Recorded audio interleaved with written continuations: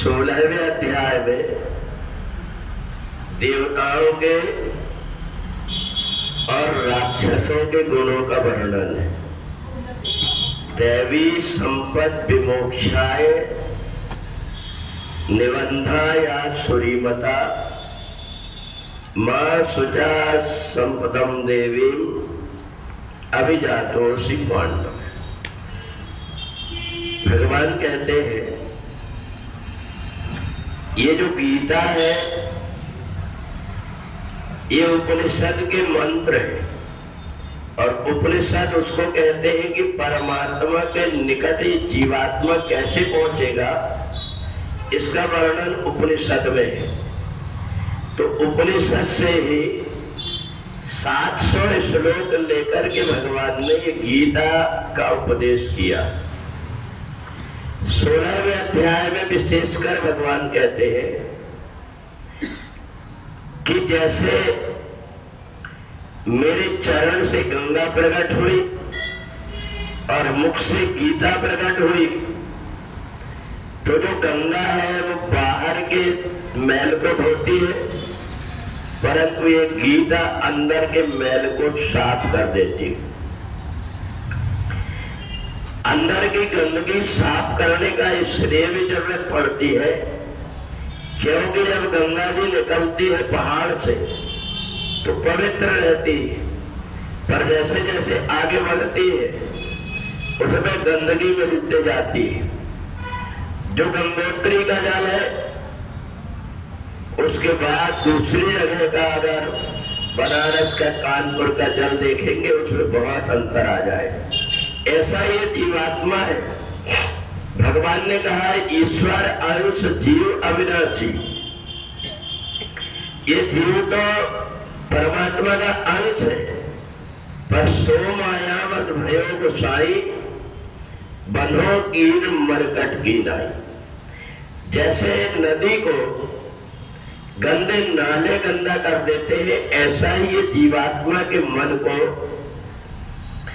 ये सब प्रकार के विकार, लोभ, मोह, मद और स्वार्थ ये अंधा कर देते हैं। व्यक्ति को साफ साफ समझ में नहीं आता कि हमें करना क्या चाहिए, और इसलिए भगवान ने ये गीता का उपदेश दे करके अंदर से हम कैसे अपनी सफाई करें। अगर व्यक्ति ने एक भी गीता के अक्षर को सुन लिया है तो उसके अंदर से सफाई का काम शुरू हो जाता है। और इसलिए हमें ये ध्यान रखना चाहिए कि दिन रात सुख दुख लाभ हानि अपना पराया ये सबसे मिलकर के ये संसार बना हुआ है। और इसलिए संसार का दूसरा नाम है दुनिया, जिसमें दो चीजें मिलकर के बनी है। हम अगर जीवन में सोचें कि आज हमारे जीवन में दुख है तो हमें ये सोच लेना चाहिए कि सुख भी लाइन में खड़ा होगा, ये दुख कब निकले और मैं आ जाऊं। तो ये जीवन में ये दोनों चीजें हैं, इनके बिना जीवन अधूरा रहता है। तो यहाँ आकर के जो व्यक्ति परमात्मा के गुणों को अपने अंदर विकसित कर लेता है वो देवता कहलाता है, और जो विकारों से ग्रसित होकर के घूमते भटकते रहता है वो असुर कहलाता है। और दोनों ही प्रकार के अलग अलग, एक देवता बन जाता है, एक राक्षस बन जाता है। दोनों के व्यवहार में, दोनों की सोच में बहुत अंतर इसलिए आ जाता है कि कुल्हाड़ी का काम है काटने का और चंदन का काम है खुशबू देने का। कुल्हाड़ी इस चंदन के पेड़ को काटती है, चंदन का वृक्ष उस कुल्हाड़ी को भी सुगंध से भर देता है। तो ऐसे ही संसार में जो सज्जन व्यक्ति होता है वो बुराइयों को अपने अंदर नहीं आने देता, अपनी अच्छाइयां ही प्रकट करता है।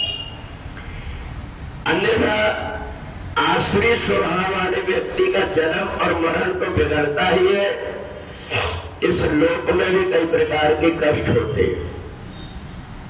एक बार राजा हरिश्चंद्र ने प्रजा के साथ में अन्याय हो रहा था, अकाल पड़ा हुआ था, बहुत दिनों से वर्षा न होने के कारण प्रजा दुखी हो रही थी।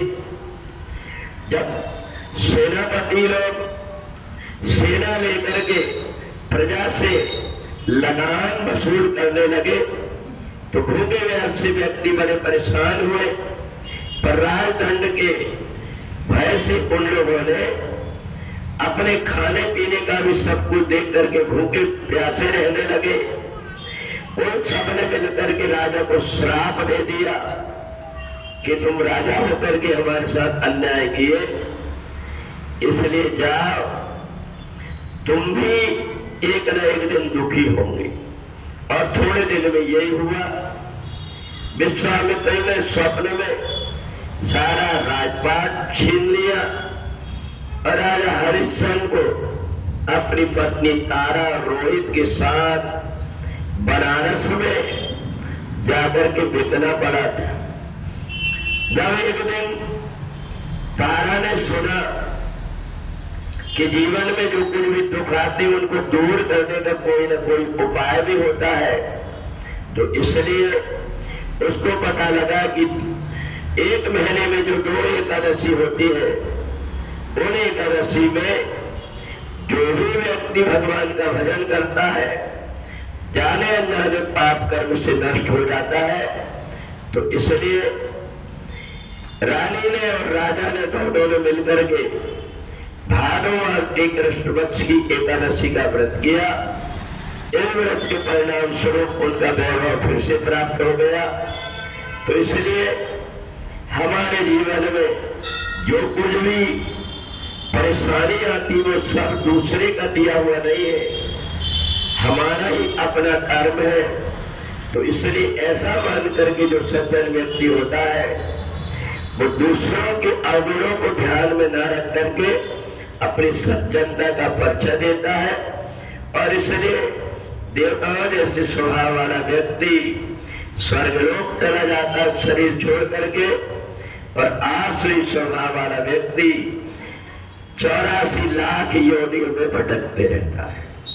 बोले वृंदावन बिहारी लाल की।